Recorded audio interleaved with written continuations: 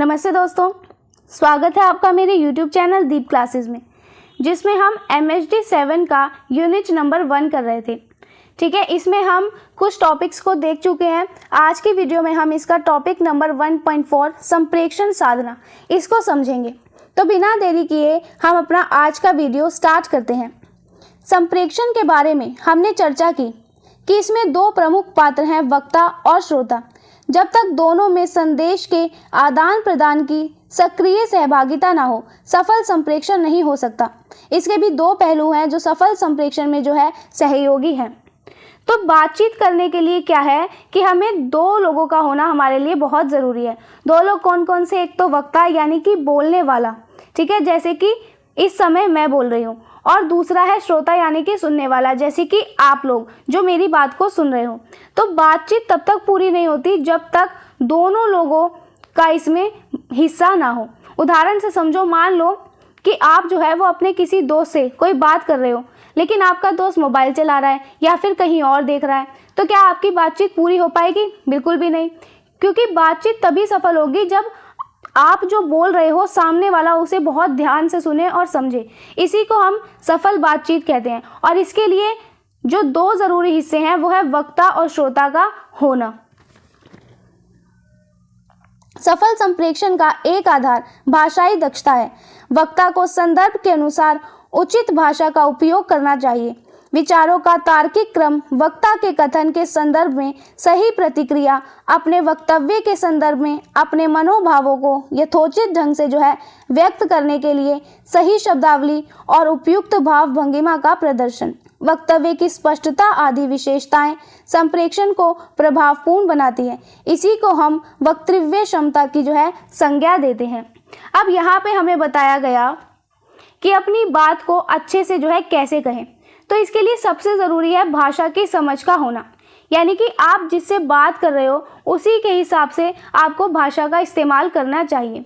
इसे उदाहरण से समझो, अगर आप जो है अपने स्कूल के किसी प्रिंसिपल से बात कर रहे हो तो आप अलग तरीके से जो है आदर देकर उनसे बात करोगे।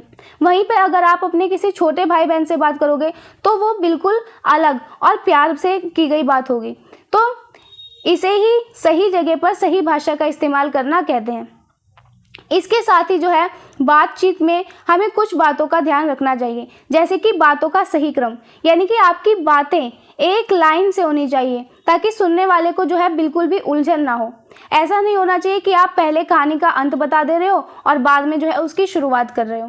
फिर इसमें जो है सही जवाब भी देना हो, यानी कि सामने वाला आपसे अगर कुछ पूछे तो उसी से जुड़ा हुआ आपका जवाब होना चाहिए। फिर आप जो बोल रहे हो उसमें सही शब्दों का चुनाव होना चाहिए, मतलब अपनी भावनाओं को बताने के लिए एकदम सही शब्दों का आपको इस्तेमाल करना चाहिए। चेहरे के हाव भाव भी ज़रूरी होते हैं। जब आप कोई खुशी की बात बता रहे हो तो आपके चेहरे पर मुस्कान होनी चाहिए। ऐसा नहीं कि आप बात तो खुशी की बता रहे हो लेकिन चेहरे पे उदासी लेकर बैठे हो। फिर बात को साफ साफ कहना ज़रूरी है। आप जो भी बोले वो बिल्कुल साफ साफ होना चाहिए ताकि सुनने वाले को जो है एक ही बार में समझ आ जाए। तो जब किसी व्यक्ति में ये सारी खूबियाँ होती है तो उसकी बातचीत बहुत असरदार बन जाती है, और इसी खूबी को हम जो है बोलने की कला या फिर बोलने की क्षमता कहते हैं। संप्रेषण का दूसरा महत्वपूर्ण पहलू है कि हम जानें कि संदेश अभिप्रेत या अभिशिष्ट रूप में श्रोता तक पहुंच गया या नहीं। आपने अनुभव किया होगा कि कभी आप गंभीरता से कोई बात कहते हैं और श्रोता समझता है कि आपने जो है मजाक किया है। अक्सर आपने लोगों को ये कहते हुए सुना होगा, भाई मैं तो मजाक कर रहा था, आप तो खामखा जो है नाराज हो गए। तो इन स्थितियों में दोनों को संप्रेषण के चैनल को साधना होता है। अब यहाँ पे क्या बताया गया, बातचीत करने का जो दूसरा सबसे ज़रूरी हिस्सा होता है उसके बारे में, कि हम जो बात समझाना चाहते हैं क्या सामने वाले को उसे उसी तरह समझा रहे हैं या नहीं। ठीक है, कई बार क्या होता है जब आप कोई बात बहुत ही सीरियस होकर कहते हो लेकिन आपका दोस्त उसे मजाक समझ लेता है, या फिर कई बार लोग ऐसा भी कहते हैं ना कि अरे भाई मैं तो बस मजाक कर रहा था, तुम तो खामखा ही गुस्सा हो गए।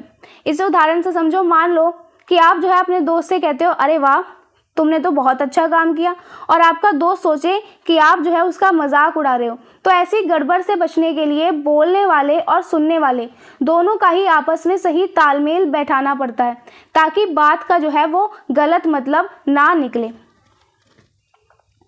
इसके लिए दोनों अक्सर संप्रेषण के तार जोड़ने का यत्न करते हैं, जिसे निम्नलिखित कथनों उक्तियों में जो है समझा जा सकता है।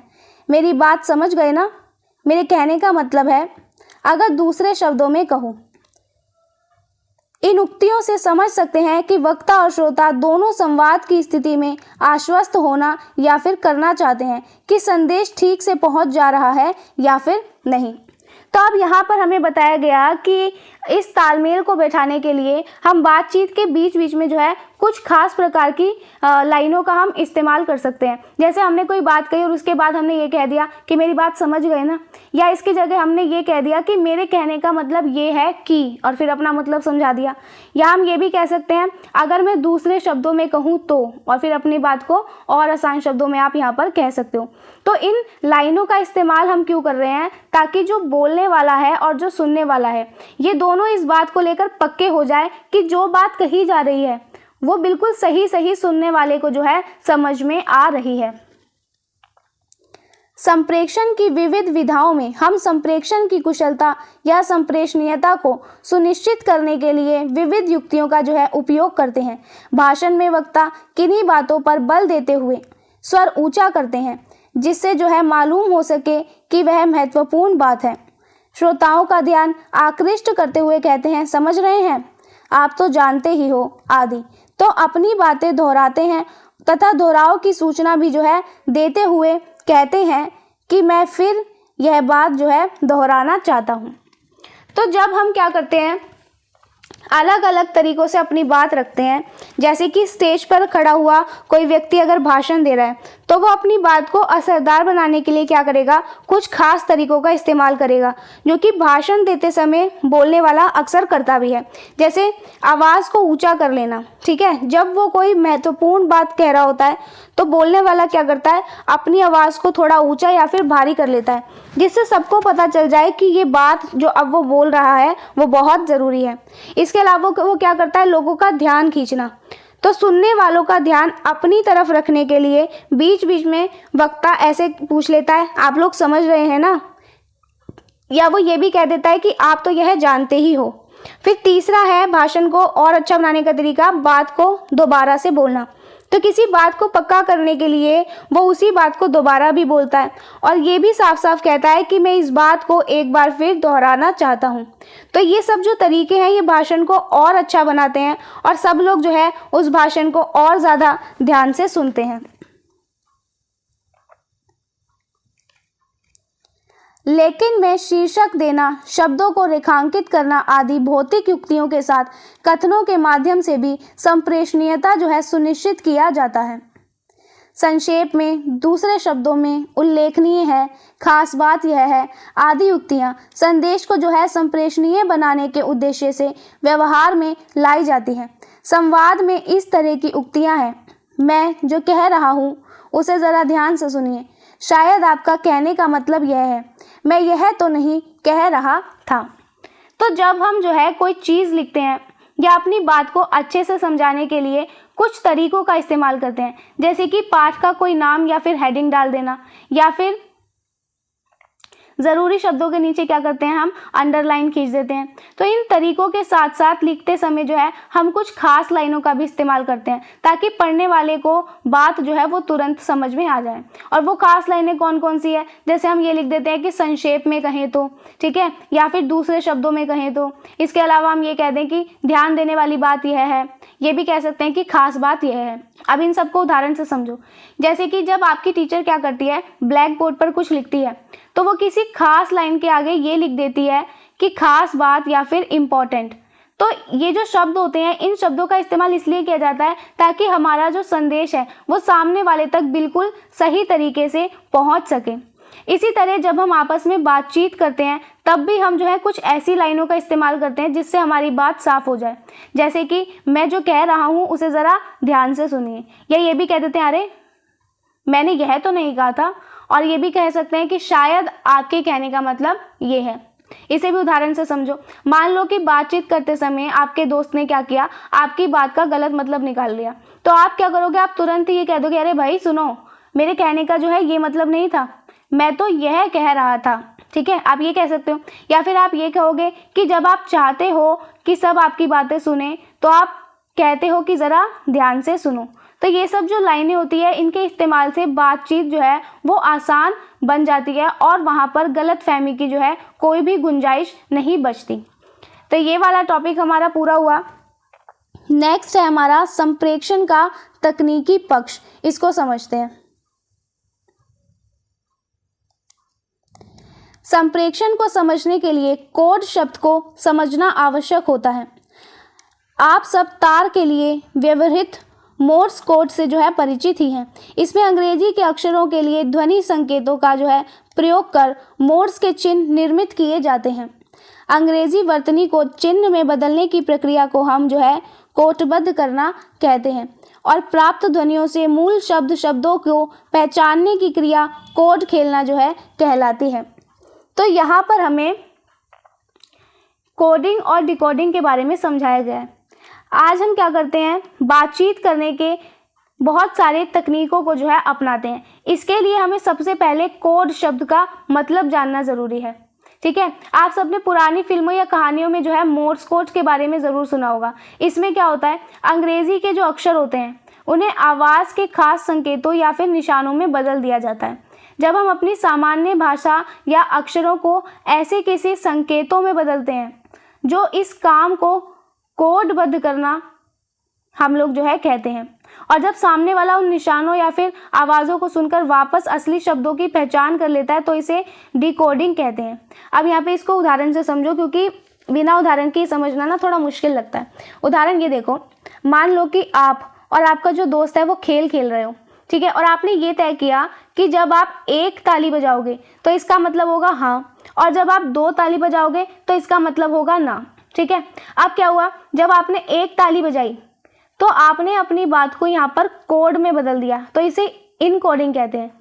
और जब आपके दोस्त ने वो ताली की आवाज़ सुनी और वो ये समझ गया कि आपने हाँ कहा है तो इसे जो है डिकोडिंग यहाँ पर कहते हैं।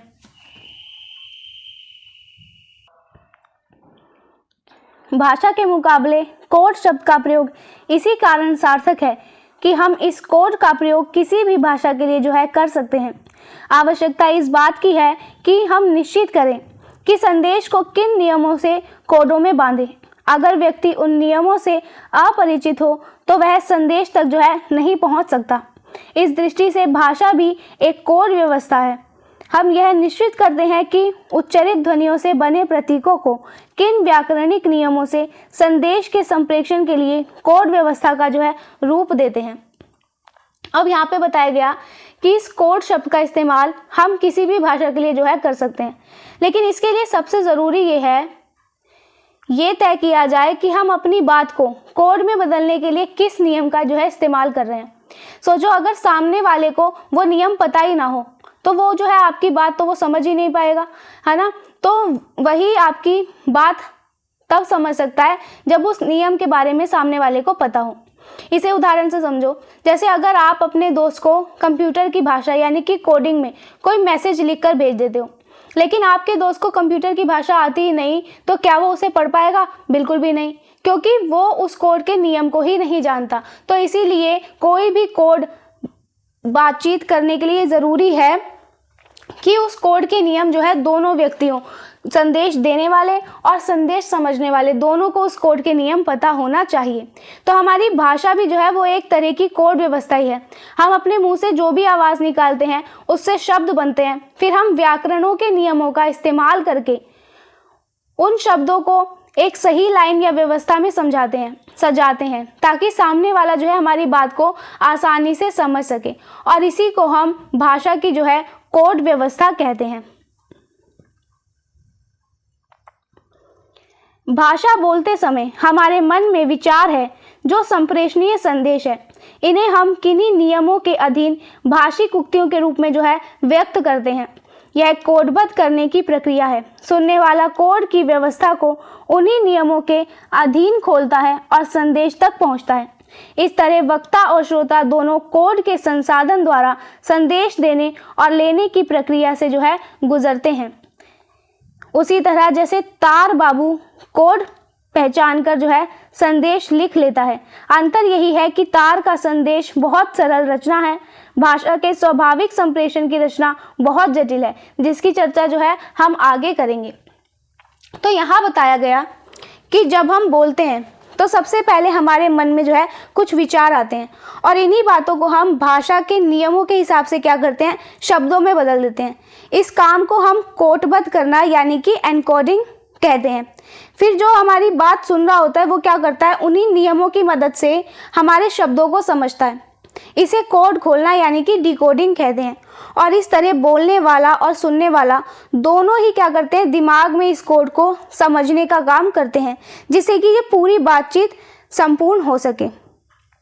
उदाहरण के लिए जैसे पुराने ज़माने में जब लोग क्या करते थे, पोस्ट ऑफिस में तार भेजते थे, तो वहाँ बैठा जो कर्मचारी है वो संकेतों को पहचान कर कागज़ पर संदेश जो है वो लिखता था। वो बहुत छोटा और सीधा संदेश होता था, लेकिन हमारी जो रोज़ की भाषा है वो तार के मुकाबले बहुत बड़ी है और थोड़ी उलझी हुई भी है, जिसे समझना जो है बहुत ही दिलचस्प है। संप्रेषण की स्थिति में कोड में व्यवधान भी आता है, जो संदेश को समझने में जो है बाधा पहुंचाता है। व्यवधान का एक सरल समझ में आने वाला उदाहरण है वर्तनी का दोष। कभी एक गलती भी हो तो संदेश को समझने में कुछ कठिनाई होती है। अगर हमें संदेश का पूर्वानुमान हो तो हम अंदाज से जो है संदेश को समझ लेते हैं।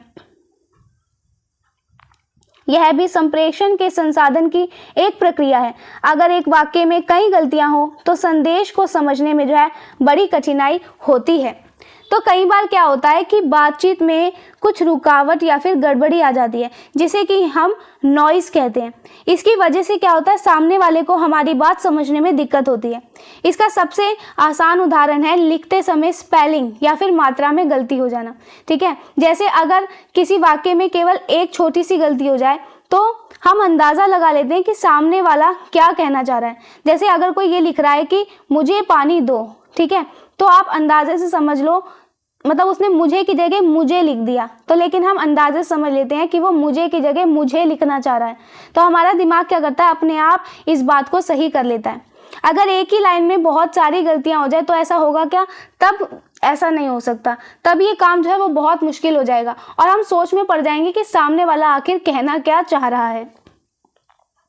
भाषा में लगभग हर स्तर पर ऐसे व्यवधान की संभावना रहती है, जैसे उच्चारण, वाक्य विन्यास, शब्द प्रयोग शैली आदि। व्यक्ति जब तक भाषा का सही प्रयोग न करे तो भाषा के माध्यम से संप्रेषण जो है सफल नहीं होता। इसीलिए भाषा शिक्षाविद भाषा के सहज संप्रेषण पर जो है बल देते हैं। तो भाषा में ये जो गड़बड़ी या ये रुकावट आ रही है, ये कई तरीकों से आ सकती है, जैसे कि गलत उच्चारण, मतलब अगर हमने शब्दों को गलत तरीके से बोल दिया हो, ठीक है, वाक्य की गलत बनावट, शब्दों को आगे पीछे करके गलत लाइन बना दी हो, तब ये गड़बड़ी आ सकती है। फिर गलत शब्दों का इस्तेमाल, जहाँ जो शब्द बोलना चाहिए वहाँ वो ना बोलकर अगर हम कोई दूसरा शब्द बोल दे तो भाषा में गड़बड़ी आ जाएगी। बोलने का तरीका सही होना चाहिए, बहुत अजीब तरीके से हम अपनी बात को नहीं रखें। उदाहरण के लिए, जब अगर कोई स्कूल को जो है स्कूल बोले, या फिर मैं खाना खाता हूँ की जगह बोले मैं खाना खाता हूँ की जगह बोल दे हूँ खाना खाता मैं, तो सुनने वालों को जो है ये समझने में बहुत दिक्कत हो जाएगी। तो जब तक हम भाषा का बिल्कुल सही इस्तेमाल नहीं करेंगे तब तक हमारी बातचीत पूरी और सफल नहीं हो सकती। और यही वजह है कि भाषा सीखने वाले जो हैं वो एक गुरु के पास जाते हैं भाषा को सीखने के लिए, और भाषा सिखाने वाला जो एक्सपर्ट या जो गुरु होता है वो हमेशा इस बात पर जोर देता है कि हमें बिल्कुल साफ, सरल और आसान भाषा का इस्तेमाल करना चाहिए, ताकि हर कोई जो है वो हमारी बात को आसानी से समझ सके। आगे देखो, संप्रेषण की दृष्टि से व्यवधान दो तरह के होते हैं। एक व्यवधान को हम भौतिक अर्थ में शेर ही कहते हैं। उदाहरण के तौर पर अगर दो व्यक्ति भरे बाजार में खड़े हों और बात कर रहे हों तो उन्हें एक दूसरे को समझने में जो है कठिनाई हो सकती है, क्योंकि चारों तरफ जो है शोरगुल का वातावरण है। यहाँ पे ये शोर होगा, मैंने गलती से इसको शेर बोल दिया, यहाँ पे इसे शोर करना है। हालांकि उनके कोड में कोई दोष जो है वो नहीं है। इस तरह के व्यवधान को हम माध्यम का व्यवधान कहते हैं। भाषा के संदर्भ में हमें अक्सर माध्यम व्यवधान के बीच में से अर्थ ग्रहण जो है करना पड़ता है। ऐसे उदाहरण हैं शोर वाला रेडियो कार्यक्रम, भीड़ भाड़ में बातचीत, टेलीफोन पर बातचीत जहां आवाज स्पष्ट नहीं है, जहां 4-5 लोग एक साथ बोल रहे हो, या जब व्यक्ति बीमारी या खुमारी की वजह से जो है ठीक से बोल ना पा रहा हो। अब यहाँ पे हमें बताया गया कि जब हम आपस में बातें करते हैं तो हमारी बातचीत जो है उसमें 2 तरह की रुकावट आ सकती है। पहली रुकावट तो है बाहर का शोर, जिसे हम भौतिक शोर कहते हैं। जैसे मान लो कि आप और आपका दोस्त जो है वो भीड़ भाड़ वाले बाजार में खड़े हैं, वहां पर चारों तरफ इतना शोर है कि आपको एक दूसरे की आवाज़ जो है वो ठीक से सुनाई ही नहीं देती और बात समझने में आपको दिक्कत भी हो रही है। तो इस तरह के शोर को ही जो है हम पहला व्यवधान यानी कि रुकावट कहते हैं। ठीक है, इस भीड़ वाले उदाहरण में जो है दोनों दोस्तों की भाषा में कोई गलती नहीं होती, दोनों बिल्कुल सही बोल रहे होते हैं, लेकिन फिर भी क्या होता है, आवाज़ साफ नहीं पहुंचती। इसे हम जो है माध्यम का व्यवधान कहते हैं, यानी कि जिस रास्ते या जिस चीज़ के जरिए बात पहुंच रही है उस रास्ते में गड़बड़ी अगर है तो उसे हम माध्यम का व्यवधान कहेंगे। जैसे कि रेडियो पर कोई प्रोग्राम चल रहा है और बीच में खर खर की आवाज़ आने लगे, तो ये इसका उदाहरण है। या फिर जब हम फ़ोन पर बात कर रहे हो और नेटवर्क ख़राब होने की वजह से क्या होता है, सामने वाले की आवाज़ कट जाती है, तो ये भी इसका उदाहरण है। इसके अलावा एक ही कमरे में जो है 4-5 लोग एक साथ बोलने लगे, तो उस समय क्या होगा कि हमें किसी की भी बात समझ नहीं आएगी, तो ये भी माध्यम के व्यवधान का उदाहरण है। इसके अलावा ये भी होता है कई बार कि कोई व्यक्ति बहुत बीमार है या नींद में है, तो उसकी आवाज़ जो है ढंग से साफ हमें सुनाई नहीं देती, तो ये भी इसका एग्जाम्पल है। तो इन्हीं सभी हालातों में क्या है, भाषा तो सही होती है हमारी, पर जो रुकावट है वो उस रास्ते यानी कि खराब मीडियम की वजह से हमें बहुत ध्यान लगाकर बातों को सुनना पड़ता है। इन सब स्थितियों में भाषा को समझने का अभ्यास भी भाषा अध्ययन का अंग होना चाहिए। दूसरी स्थिति वर्तनी दोष, वाक्य संरचना दोष आदि है जो कोड को जो है प्रभावित करती है। इन्हें हम कोड का व्यवधान कहते हैं। अब दूसरी रुकावट क्या है, दूसरी रुकावट ये है, ऐसी रुकावटों के बीच में भी बात को कैसे समझाया जाए, यही भाषा को सीखना होता है। अब दूसरी रुकावट है इसकी स्थिति। कभी कभी क्या होता है, रुकावट रास्ते या शोर की वजह से नहीं होती, बल्कि बोलने वाले की भाषा में गलती की वजह से होती है। जैसे गलत वाक्य बोल देना या फिर वाक्य को जो है आगे पीछे गलत तरीके से बनाना। तो जब भाषा के नियम या फिर शब्दों में गलती हो तो उसे हम कोड व्यवधान जो है कहते हैं। संप्रेषण से जुड़े हुए व्यक्तियों को यह सुनिश्चित करना होगा कि वह माध्यम के व्यवधान में भी किस तरह संदेश पहुंचा या प्राप्त कर सकते हैं। प्रभावी संप्रेषण के लिए यह भी आवश्यक है कि हम संप्रेषण में कोड के व्यवधान का जो है परित्याग करें, जिससे संदेश विकृत ना हो। इसीलिए जो है जब 2 लोग आपस में बात करें तो उन्हें इन सब बातों का ध्यान देना चाहिए। पहली बात तो ये कि अगर आसपास थोड़ा सा भी शोर है या फिर फ़ोन का नेटवर्क अगर ख़राब है तो तब भी जो है कोशिश करनी चाहिए कि बात को जो है वो ध्यान से सुनकर और सही सही समझा जाए। और दूसरा ये कि अपनी बात को अच्छे से समझाने के लिए हमें भाषा की गलतियों को छोड़ देना चाहिए। हमें साफ और सही शब्द बोलने चाहिए ताकि हम जो कहना चाहते हैं सामने वाला उसका गलत मतलब ना निकाले और हमारी बात को बिल्कुल सही तरीके से सामने वाला समझ सके। ठीक है, तो इसके साथ जो है हमारा ये टॉपिक यहीं खत्म होता है। नेक्स्ट वीडियो में मिलते हैं नेक्स्ट टॉपिक के साथ, जिसमें हम संप्रेषण का सामाजिक परिप्रेक्ष्य जानेंगे। तब तक के लिए वीडियो पसंद आया हो तो वीडियो को लाइक एंड शेयर ज़रूर करें, चैनल को सब्सक्राइब करना ना भूलें। Thank you.